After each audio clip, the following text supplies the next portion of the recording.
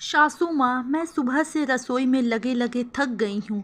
नंदनी, कहाँ हो तुम? ये जो शर्मा जी के घर भेजने के लिए दीपावली के शगुन के लिए मिठाई का डब्बा रखा था, वो तुमने अभी तक भेजा क्यों नहीं? मैंने तुमसे कितनी देर से कहा था और ये अभी तक यहीं पर रखा हुआ है। मनोरमा बड़ी बहू नंदनी के ऊपर लगभग चिल्लाकर बोली।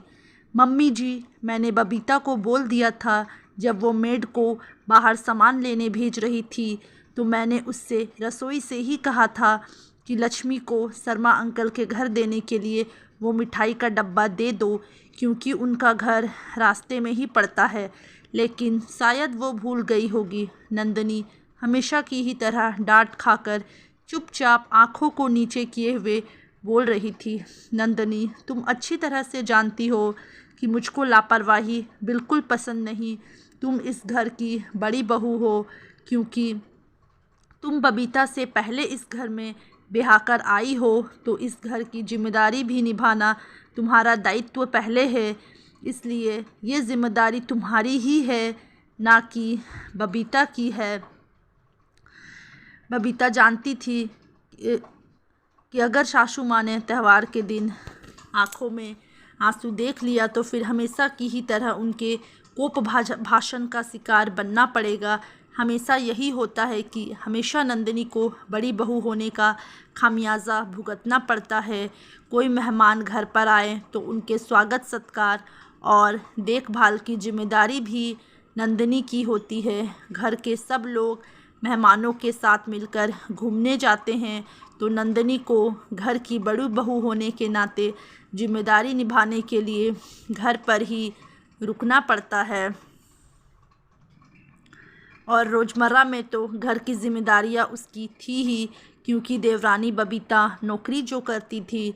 लेकिन कुछ बबीता घर का काम करना नहीं चाहती थी और कुछ सास उसके नौकरी करने के दबाव में कहती भी नहीं थी। लेकिन उसकी खुशी के बारे में कोई सोचना ही नहीं चाहता। कभी अगर वो विवेक पति से कहती भी थी तो विवेक कंधे उचकाते हुए, अपना पल्ला झाड़ते हुए साफ साफ यही कहता कि अब जब इस घर की बड़ी बहू हो तो जिम्मेदारी तो निभानी ही पड़ेगी, और वैसे भी इस मामले में मैं तुम्हारी कोई मदद नहीं कर सकता। नंदनी का भी मन करता कि वो भी बबीता की ही तरह थोड़ा आज़ादी से जीवन व्यतीत करे, और आज फिर उसने सास की डांट अपनी गलती ना होते हुए भी खाई थी। अभी वह दोबारा रसोई में पहुंची ही थी कि उसकी अंतर आत्मा ने आवाज़ दिया कि आखिर कब तक इस तरह जिम्मेदारियों के बोझ तले दबी रहेगी। अपने हक के लिए वो आवाज़ उठानी ही पड़ेगी, क्योंकि तुमको भी अपनी देवरानी की तरह ही इस घर में बराबरी का हक मिलना चाहिए और सम्मान मिलना चाहिए। नहीं नहीं, मैं कैसे अपने हक और सम्मान के लिए लड़ सकती हूँ? नंदिनी एकदम से अंतरात्मा की आवाज़ सुनकर डरते हुए बोली। क्यों नहीं लड़ सकती अपने हक और सम्मान के लिए? क्या ज़िंदगी भर ऐसे ही सबकी बातों को सुनकर अपने आत्मसम्मान से समझौता करती रहोगी? अंतरात्मा अंदर तक नंदिनी को झकझोर रही थी। मुझको डर लगता है। नंदिनी कुछ सहमी सहमी सी थी। किससे? खुद से। नंदिनी, तुमको खुद को मजबूती प्रदान करनी ही होगी, वरना कभी भी सम्मान से नहीं जी पाओगी। इतना कहकर अंतरात्मा की आवाज़ गायब हो गई। सही तो कह रही थी मेरी अंतरात्मा। अब मैं ज़रूर अपने लिए, अपने हक के लिए लड़ूंगी, फिर चाहे उसके लिए अगर उसको अपनी आवाज़ बुलंद भी करनी पड़ेगी तो ज़रूर करेगी, और अपना आत्मसम्मान ज़रूर हासिल करेगी। नंदिनी दृढ़ संकल्पित होकर खुद से ही बोली। नंदिनी, फटाफट खाना बनाकर मैदा गूँथ लो, थोड़े खस्ते और मठरी भी बना लेना, और दही बड़े की दाल भिगोकर दही बड़े भी बनाने हैं। हमेशा की तरह तुमको। थोड़ी ही देर में मनोरमा रसोई में आकर बोली। आज नहीं तो कभी नहीं, नंदिनी ने मन ही मन सोचा। मम्मी जी, मैं सुबह से रसोई में लगे लगे थक गई हूँ। आप बबीता को उसके कमरे से बुलाकर उसको भी आप कुछ जिम्मेदारियाँ सौंपिए। आज उसकी छुट्टी भी है। मैं अब अकेले हर जिम्मेदारी को नहीं उठा पाऊँगी।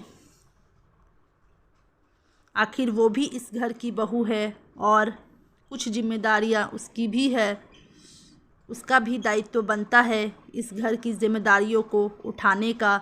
अगर वो 8 घंटे बाहर नौकरी करती है तो मैं भी 16-17 घंटे इस घर की जिम्मेदारी उठाती हूँ। नंदिनी आज पहली बार एकदम से आवेश में आकर सास के सामने बोली, ये क्या कह रही हो तुम? कुछ होश भी है तुमको? मुझको काम के लिए मना कर रही हो? मनोरमा के तो होश ही उड़ गए। बहू के इस तरह बोलने से जैसे 440 वोल्ट का करंट ही लग गया।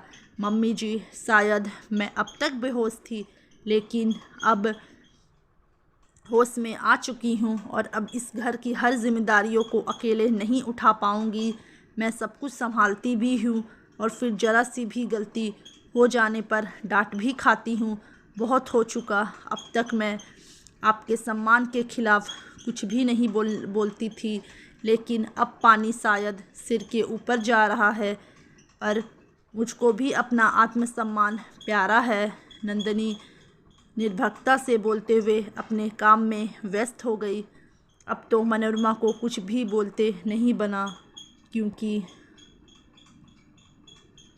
नंदिनी ने अपने हक के लिए आवाज़ उठा दी थी और अब तो मनोरमा को कुछ भी बोलते नहीं बन रहा था, क्योंकि नंदिनी ने अपने हक के लिए आवाज़ उठा दी थी और वो चुपचाप बबीता को बुलाने के लिए चल पड़ी। तो दोस्तों, कैसी लगी आप लोग को कहानी? अच्छी लगी होगी तो वीडियो को लाइक ज़रूर करें और चैनल को सब्सक्राइब करना ना भूलें।